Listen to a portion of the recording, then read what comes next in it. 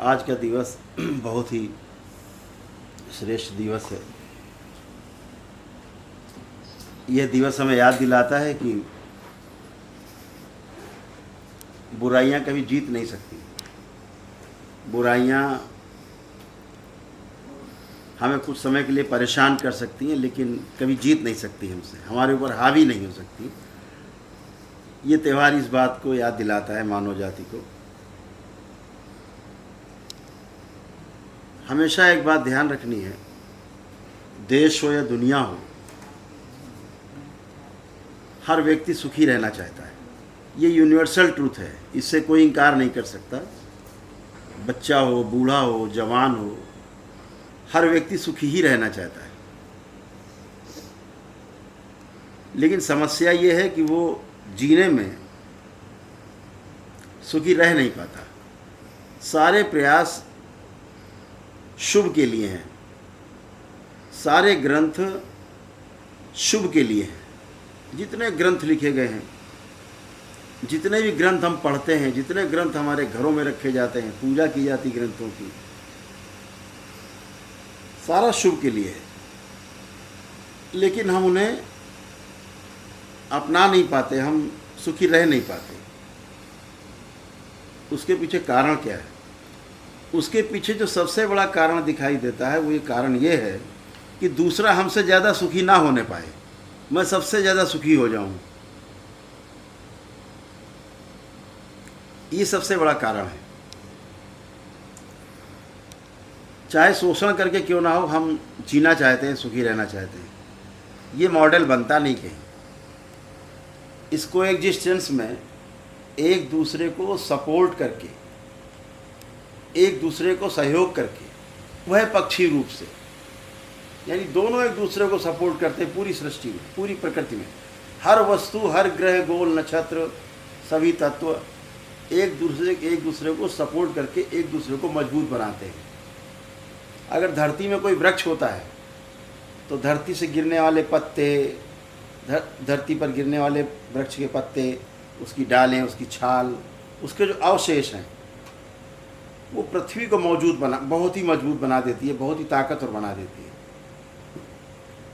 और जब पृथ्वी ताकतवर होती है, उनके अवशेष भी सड़ते हैं, गलते हैं, और पौधा, वृक्ष उनको ग्रहण करता है फिर से, पुनः से, अपनी जड़ों से।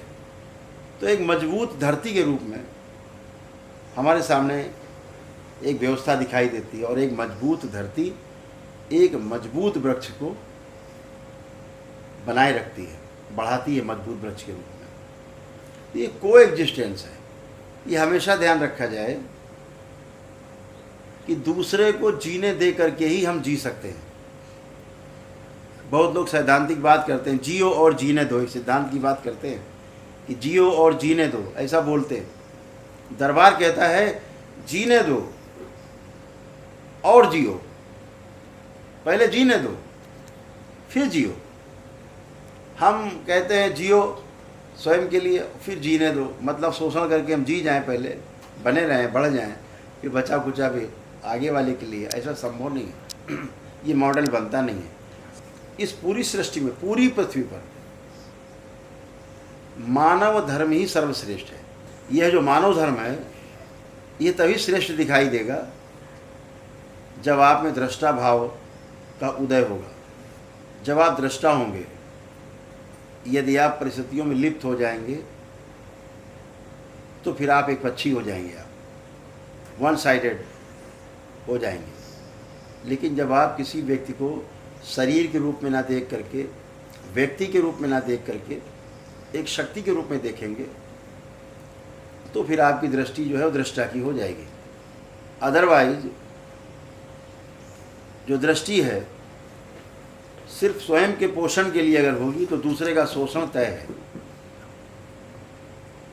जब हम दूसरे का पोषण करते हैं, प्रत्युत्तर में वो हमारा पोषण करता ही है, करना ही पड़ेगा उसको। यही नियम है। हम जब दृष्टाभाव में होते हैं, तो हमारा सबसे बड़ा, जो हमारा सैद्धांतिक, हमारे गुरुओं ने, हमारे मार्गदर्शकों ने हमको सिखाया, हमें बताया कि आस्था, विश्वास और श्रद्धा ये कायम रखो, बना के रखो। अचानक नहीं बताया, अनायास नहीं बताया है। जैसे ही आपकी आस्था, आपका विश्वास, आपकी श्रद्धा दृढ़ होती है इस पूरे सृष्टि के प्रति, कण कण के प्रति, आप दृष्टा हो जाते हैं, आप मानवीय हो जाते हैं, मानवीय दृष्टिकोण आपका हो जाता है, और मानवीयता से फिर अति मानवीयता की ओर आप बढ़ते हैं। बिना मानवीयता अपनाए, बिना मानव धर्म अपनाए, आप इस पूरी सृष्टि में रहने वाले सभी मानव के साथ साथ, चाहे वो आपका पदार्थ जगत हो, चाहे आपका वो वनस्पति जगत हो, चाहे वो जीव जगत हो, और मनुष्य के रूप में उपस्थित चाहे वो ज्ञान का जगत हो, ज्ञान के आधार पर जीने वाला प्राण, ये अपॉर्चुनिटी हमारे पास है कि हम दृष्टा के रूप में अपने को स्थिर रख करके, दृष्टा के रूप में अपने को रख करके जी सकें और सामने वाले को भी जीने दें। ये जो त्यौहार है, दशहरा का जो त्यौहार है, ये हमें इसी बात की याद दिलाता है कि बुराइयां कितनी भी बड़ी सामने क्यों ना हो, चुनौती कितनी भी बड़ी क्यों ना हो, सृष्टि को विध्वंस करने के लिए बचती नहीं। समय लग सकता है लेकिन व्यवस्थित होगी। प्रकृति का काम ही व्यवस्था करना है। प्रकृति अपने आप में व्यवस्था है, धर्म है, और ये धर्म कभी टूटता नहीं, ये धर्म कभी खो नहीं जाता, धर्म सदा बना रहता है। यदि हमारा धर्म है क्या? हमारा धर्म, सबसे बड़ा जो धर्म है वो मानव धर्म है। न हिंदू, न मुसलमान, न सिख, न ईसाई, न अन्य, ये सिर्फ कहने के लिए हमने बनाए, लेकिन जो सबसे बड़ा धर्म है वो मानव धर्म ही है। इसीलिए दरबार ने जो शुरुआत में कदम रखा था कि शोक मुक्त भारत, रोग मुक्त भारत, नशा मुक्त भारत, ऋण मुक्त भारत, उसके स्थान पे दरबार ने इसको और आगे बढ़ाया है। पूरी सृष्टि में रहने वाले सभी पदार्थों, पदार्थ जगत से लेकर मानव जगत तक, कि रोग मुक्त मानो, शोक मुक्त मानो, नशा मुक्त मानो, भय मुक्त मानो, ऋण मुक्त मानो। ऐसे जब हम मानव जगत में रहते हैं तो मानवीयता के आधार पर हमें चलना होगा। भगवान राम ने उन्हीं मानवीय आदर्शों पर चलते हुए उन्होंने जीव जंतुओं का भी सहयोग लिया, उन्होंने निर्बलों का भी सहयोग लिया अपनी लड़ाई में। कोई जाति पाति नहीं देखी भगवान श्री राम ने, और बुराइयों पर विजय प्राप्त की। तो संस्कृति कोई हो, जिस भी संस्कृति को हम मानते हैं, हमारी हिंदू संस्कृति है, हमारी संस्कृतियाँ भिन्न भिन्न हो सकती हैं, लेकिन धर्म हमारा एक ही है और उसे मानव धर्म कहते हैं। तो पूरी इस दशहरे का जो संदेश है वो इतना ही है कि मानव धर्म सदैव ही आगे था, आगे है और आगे ही रहेगा। हमें इसी सिद्धांत पे आगे चलना है और बुराइयों को भी समझना है। ये बुराइयां समाज में हैं क्यों, बुराइयां उत्पन्न कहाँ से हो रही हैं।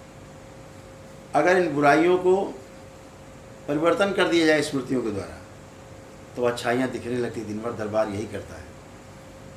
जितनी बुराइयाँ हैं लोग दरबार से जुड़ते हैं और उनकी बुराइयाँ उनकी प्रार्थना और संकल्प से ही अच्छाइयों में बदल जाती हैं। जितनी खराब स्मृतियाँ हैं उनका रूप परिवर्तित हो जाता है और वह खराब से अच्छे हो जाते हैं, विषैले से अमृत तुल्य हो जाते हैं। तो इस बात का हमेशा हमें ध्यान रखना है। इस संसार में अगर कोई है तो मानव धर्म है।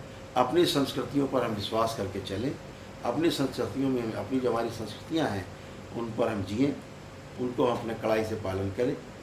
लेकिन जहाँ पर धर्म की बात आती है तो धर्म एक व्यवस्था है। धर्म हमारा मानव धर्म का अर्थ होता है सनातन धर्म। सनातन का अर्थ ही है मानवीय होना। हिंदू का होने का अर्थ है हम थोड़ा संकीर्णता में हैं, हम थोड़ा अपने हिसाब से जीना चाहते हैं। वो अलग अलग संस्कृतियां हैं, हिंदू हो, मुस्लिम हो, सिख हो, ईसाई हो, बौद्ध हो, पारसी, संकीर्णता में जीना चाहते हैं। वो संस्कृतियां हैं, वो देश काल और परिस्थितियों के अनुसार बनी हैं, अनुभव के आधार पर बनी है संस्कृतियाँ। लेकिन जो है ही वो सत्य सनातन है, वही सच्चित आनंद है, वही सच्चिदानंद है। वही मानव है, वही मानव धर्म है जो हम जैसा जीना चाहते हैं लेकिन जी नहीं पा रहे हैं। तो जीना कैसा चाहते हैं? मानवीयता के आधार पे, एक मानव की तरह जीना चाहते हैं। ये हमारी चाहना है। हमारी चाहना है कि हम सुखपूर्वक जिएं, हमेशा सुखी रहें, लेकिन रह नहीं पाते सुखी। क्यों? जब हम संस्कृतियों में फंसे रहते हैं, संकीर्णता में फंसे रहते हैं, तो हमारा जीना संकुचित हो जाता है, हमारा सुख संकुचित हो जाता है, एक अनुभूति भर रह जाता है हमारा सुख। सुख का अर्थ है कंटिन्यू हैप्पीनेस, लगातार सुखी रहना, हमेशा सुखी रहना, दुख आए ना, इसे सुख, इसे कहा गया सुख। तो टूट टूट के आए, कभी सुख कभी दुख, कभी निराशा कभी हताशा, कभी उत्साह कभी निराशा, ये सुख नहीं है जो ब्रेक होके आता है बार बार। अनुभूतियाँ हैं, अनुभूति हो रही है। एयर कंडीशन में अंदर गए, बहुत अच्छा लगा, बाहर आए फिर गर्मी लगी, ये वाला है। ऐसा सुख और दुख वाला है। अभी ऐसा चल रहा है। जब परिस्थितियाँ हमारे अनुकूल नहीं होती और हमें उनमें जीने के लिए बाध्य होना पड़ता है, इसे दुख कहते हैं। ये परिभाषा है दुख की।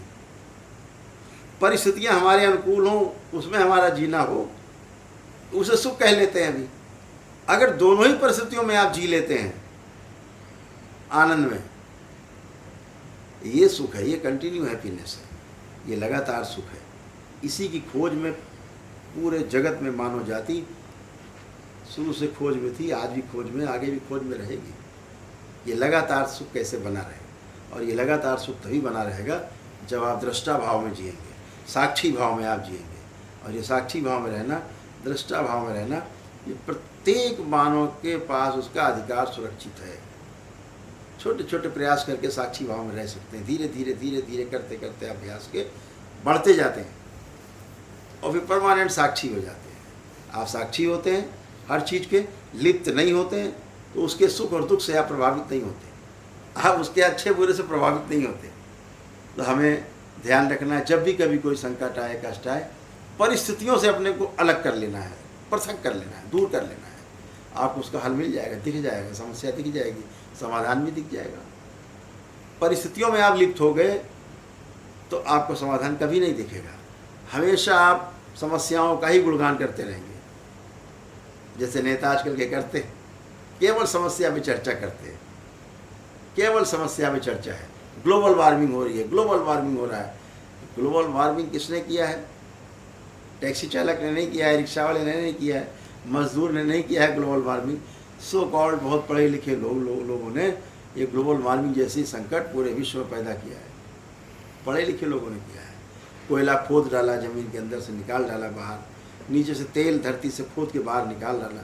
इतना ही नहीं किया, उसको जला भी दिया। जो जला दिया, उनसे जो गैसेज पैदा हुई, उन गैसेज को सोखने के लिए इस पृथ्वी पर कोई वनस्पति तैयार नहीं है, क्योंकि सृष्टि को ऐसा बिल्कुल भी नहीं पता था कि ये मानव जाति जब यहाँ पर ज़्यादा संख्या में बढ़ेगी तो धरती में जो कोयला है अंदर ज़मीन में, धरती में जो तेल है ज़मीन के नीचे, ये ताप को जो सोखता है अपने आप में, पृथ्वी के ताप को नियंत्रित करता है, अपने में सोख करके ज़मीन के नीचे ले जाता है और वातावरण बाहर का जो है संतुलित रहता है। तो ऐसा नहीं सोचा सृष्टि ने, नहीं वैसा बनाती। तो जितना भी ये उत्सर्जन हो रहा है गैसेज का, जलने के बाद, कोयला जलने के बाद, तेल जलने के बाद, तमाम गैसेज जलने के बाद, तो वो असंतुलन पूरे विश्व में पैदा हो गया। आज कोई भी देश इस हैसियत में नहीं है कि कोयले का और तेल का जो दोहन हो रहा है धरती के नीचे से, उसको बंद कर सके। उसको बंद करने का अर्थ है पूरा देश ठप, बंद। तो आज हम वहाँ खड़े हो गए हैं जहाँ हमारे पास केवल समस्याएं हैं, समाधान दिखता नहीं है। समाधान दिखने ना दिखने के पीछे कारण क्या है? मैं सबसे आगे जाऊंगा, सब पीछे रह जाएंगे, मैं सबसे आगे रहूंगा। दृष्टा भाव नहीं है, साक्षी भाव नहीं है। इसलिए ज़्यादा से ज़्यादा उत्खनन, ज़्यादा से ज़्यादा खनन, ज़्यादा से ज़्यादा धरती का शोषण और ज़्यादा से ज़्यादा मनुष्य जाति के लिए विपरीत परिस्थितियाँ पैदा हो गई हैं पूरे विश्व में। हमें इन सब बुराइयों से लड़ना होगा, इन सब बुराइयों के प्रति लोगों को सचेत करना होगा, जागरूक करना होगा, और इसके लिए पहले स्वयं से शुरू करना होगा। जब हम स्वयं से शुरू करते हैं तो लोग हमारा अनुसरण करते हैं, हमारा जीना देख करके वैसा आचरण में उनके आने लगता है। आज हमारे देश में एक महान विभूति जो नहीं रहे इस धरती पर, शरीर छूट गया जिनका, रतन टाटा जी। अभी तक देश के बच्चे बहुत कुछ अलग अलग बनना चाहते थे, हमें ये बनना है, हमें वो बनना है। आज आप जितने बच्चे हैं जिन्होंने रतन टाटा के जीवन का परिचय लिया हुआ है, जिनको परिचय है रतन टाटा का, देश का बच्चा बच्चा आज रतन टाटा बनना चाहता है, वैसा जीना चाहता है, हर मनुष्य के लिए जीना चाहता है। रतन टाटा अपने लिए नहीं जिए, अपने लिए व्यापार नहीं किए। ये कहाँ से आ गया कि बनना चाहिए रतन टाटा जैसा? इसलिए बनना चाहिए क्योंकि अच्छा होना, अच्छा दिखना, अच्छा करना सबको पसंद है। तो हम सभी आप सभी से अपेक्षा करेंगे कि बुराई पर जो अच्छाई की जो जीत है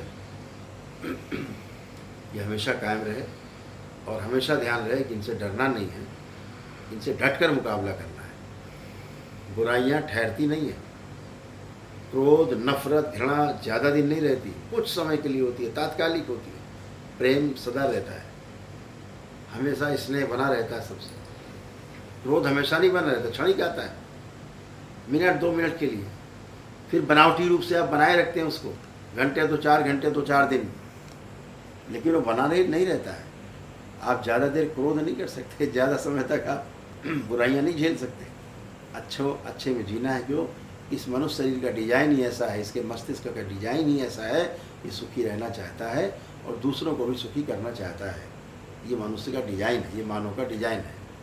और इस डिजाइन को ज़बरदस्ती जो लोग बदलते हैं तो वो डिप्रेशन में जाते हैं, एंजाइटी में जाते हैं, बाइपोलर डिसऑर्डर से पीड़ित होते हैं, सिजोफ्रेनिक हो जाते हैं, ओसीडी उनको व्याप्त हो जाती है, और नाना प्रकार से उनको कष्ट आते हैं, शारीरिक, मानसिक, आध्यात्मिक कष्ट आते हैं। फिर वो आर्थिक, पारिवारिक और सामाजिक संकटों में फंसते हैं।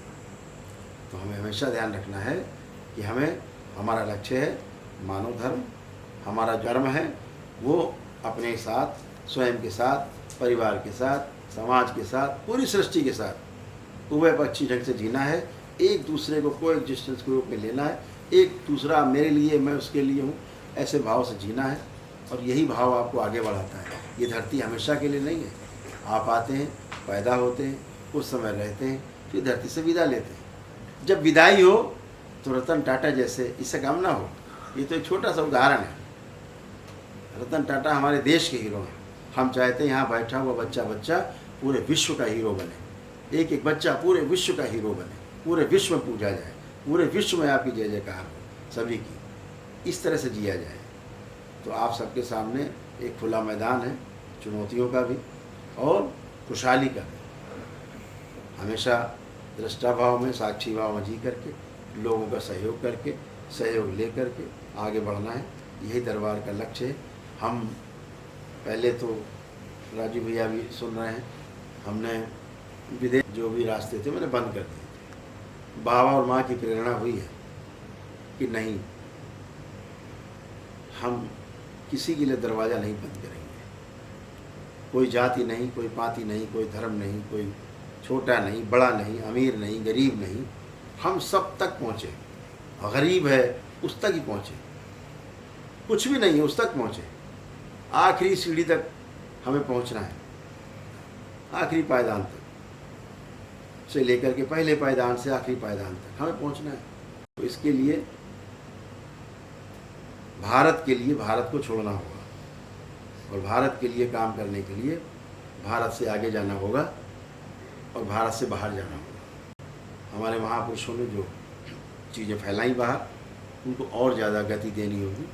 नए तरीके से आज इस नई